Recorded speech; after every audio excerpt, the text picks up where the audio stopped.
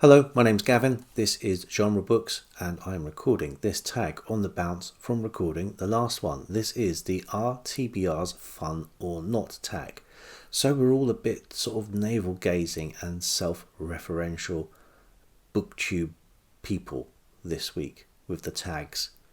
This tag was created by Candy at the Great Literary Rabbit Hole, and I was tagged by Debs at Rainer Reads Stuff and by Stuart Griffin. There are, I'm checking, 12 prompts, so I better get started. Prompt number 1. How many books are currently on your TBR? That depends. I have many TBRs. The biggest, all-encompassing TBR to rule them all must have thousands of titles on it. It would be probably quicker to list the books I don't want to read. Every month I have another TBR, and I'll probably often do a TBR video, and there are usually between 20 and 30 books, titles on that TBR, and only very, very rarely will I get to read all of those. I will get distracted, something else will go on, something will get dropped off, I won't get round to the others. And the projects that I have myself usually involve their own lists and TBRs. I love a list. So my 50 Zanes of Grey, Project Rabbit Hole, project I have running next year, have all got lists which I have worked out and found out about.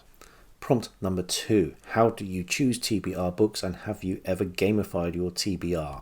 For example, prompt jars, TBR games. I have my tote bag of mild peril where I have a slip of paper with every book on the shelves on it, and whatever comes out of that bag is what I will be reading. Now, I've been a little bit remiss of this the last month. I've been waiting to do a buddy read, which see if that's happening. If not, I'm just going to plough on regardless. But it's a biggie. The next one is I'm reading Hyperion, the entire Hyperion series by Dan Simmons. So it's a nice couple of 1,000 pages, I think, to get stuck into. I suppose doing the Read What You Own challenge was also gamifying the TBR somewhat. Although I didn't have a specific list, it was just more a numerical target to hit.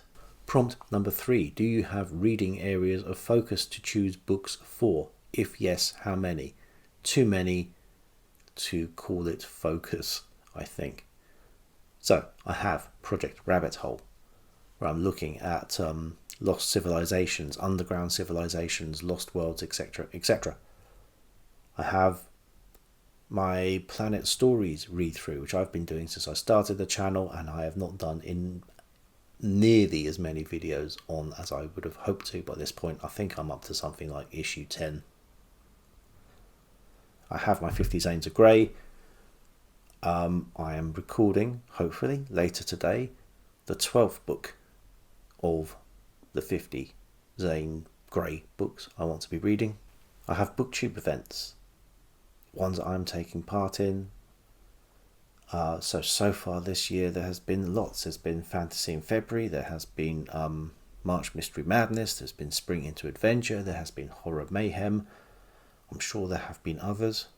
There are read-alongs that I participate in. There is a Clifford D. Simak reading group. There is a reading group going through more modern works of science fiction. I'm reading the horrid novels that Jane Austen mentions in Northanger Abbey. I'm reading through the 1001 Nights. There are lots of little things going on, all of which you could potentially describe as an area of focus. But focus does rather imply concentrating on one particular thing.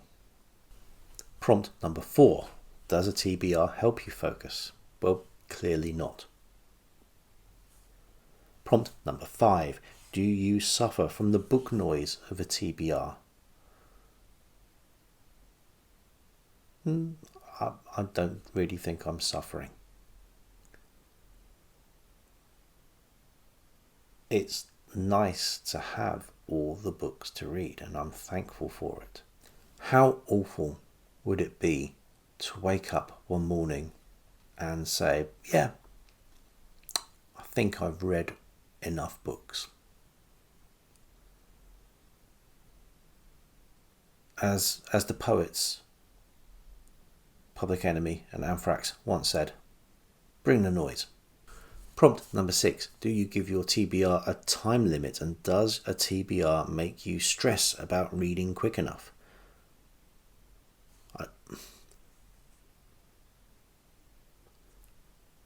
My overall TBR, no, it doesn't have a time limit. So I've started reading The 1001 Nights this year. That has been on my to-read list since before TBR was a recognised acronym. That's been one I've been wanting to read for 30 years, and I'm finally getting round to it. There are no time limits for books. The only TBRs where there are time limits is where we have monthly events. I know I'm never going to get round to reading all the stuff I want to, but the good thing about reading events is that they are likely to come back around next year, and normally a book will keep for a year. Some of these books I've been reading have been keeping for centuries, so no fear of losing its potent relevancy. Prompt number 7. Do you have rebellion syndrome, not wanting to read a book because you've had it on your TBR and you now feel you have to read it? I don't feel I'm obligated to read any of these things. The TBR is, for me, just a way of making a note of books I will want to get round to. I hopefully have some time to make a dent in that, despite all the extra books that go onto it from time to time. And I've never been much of a rebel. I'm a swot. Prompt number 8. Do you keep your books on your TBR until they are read, or swap the TBR around regularly? Well, this is the beauty of having all those different stratas of TBR. So you can still be on the TBR, but not on the TBR for this month. Prompt number 9. Have you ever killed a book by having it on your TBR too long?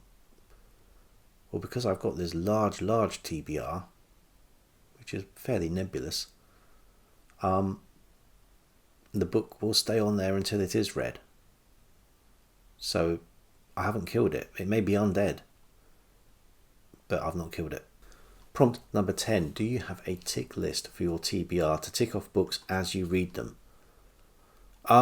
Yes.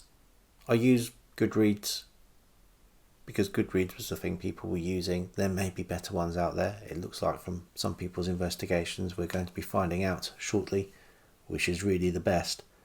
But I'm also keeping a little notebook so I can remember what I have read this year, because Goodreads is not entirely comprehensive. Prompt number 11. What one change do you think you help will make your TBR more fun? Retirement. Prompt number 12. Are TBRs fun or not? Of course they're fun. They're lists. Who doesn't like a list? Anyway, thanks to Candy for creating this list of prompts, and thanks to Debs and Stuart for tagging me. I'm trying to catch up with my tags, so there will be some tag activity probably this week.